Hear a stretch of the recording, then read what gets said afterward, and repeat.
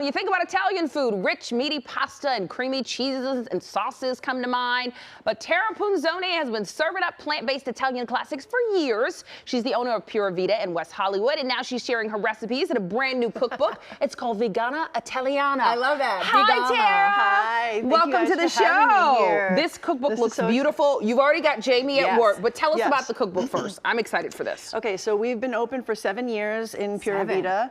And since the day we opened, people have been asking me if I have a cookbook. Yes. I did not. You did. It's taken 7 years. But now you do. Can I flip through it? Of course, please do. The pictures look so good. Hold on, I want to get to a picture the food page. looks amazing. Look at that. Ooh. Oh, cacio e pepe with no dairy. But see, that's what I gotta ask you, because you think cacio e pepe, you immediately think dairy. Yeah. You think of, I always think of the Italian meats that you have, all the rich food. So how are you doing this vegan? So it took me a while to figure out how to make the cheeses, which was the most challenging part of doing vegan. But my family comes from the south of Italy, where it's peasant food. They were poor. Okay. And a lot of things were plant-based to begin with. They would never use the word vegan. That was not a thing. That was off the table.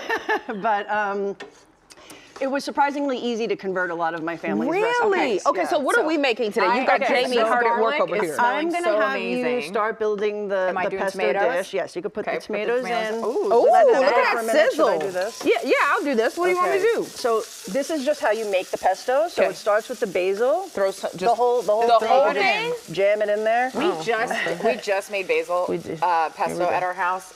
The house smells so amazing when you do this. The thing about pesto that's great is it's almost vegan to begin with. It normally, all this is going to go in there. So that's the extra virgin olive oil. Great. Normally, pesto uses pignoli, which is very expensive, so I like to use almonds. Ooh, that's a good sub. Then as the cheese substitute, that is nutritional yeast. Okay, great. Okay. Yeah. And then some lemon juice. Good in here. Okay.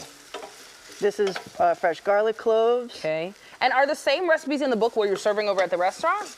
Yes. So there's most of the recipes that are in the restaurant are in the book, and then there's a lot of other ones that are not in the restaurant that I've included as well. Okay, and with TV magic, we turn this. Okay. Then I just feel like my tomatoes are getting a little done over here. Put some pesto in there. Okay. Yeah. You could just put it all in there. Just put it all in. Yeah. Yummy. And then am I throwing the noodles in? Yeah. You can let that heat up a little bit. Just a little bit. Okay.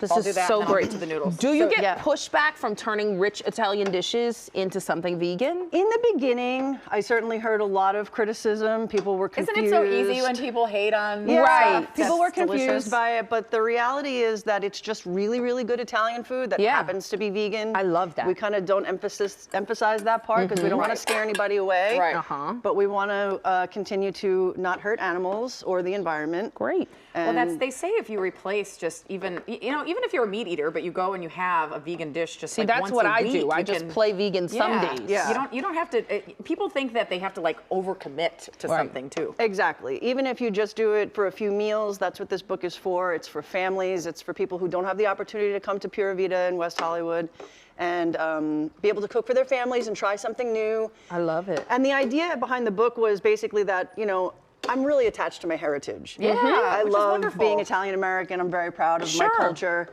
But I don't want to eat animals, and I did not want to have to choose between those. I think that's good. So I'm dressing this with Jamie's been cooking. Yeah, so that's the macadamia Parmesan. Macadamia, my apologies. And that's just some micro basil. Okay, guess what? You did all the hard work, and I have my fork ready. So here we are. Thank you kindly for that. See, this is how I work in a kitchen, Tara. And I gotta find my fork. I like your style. Here we go.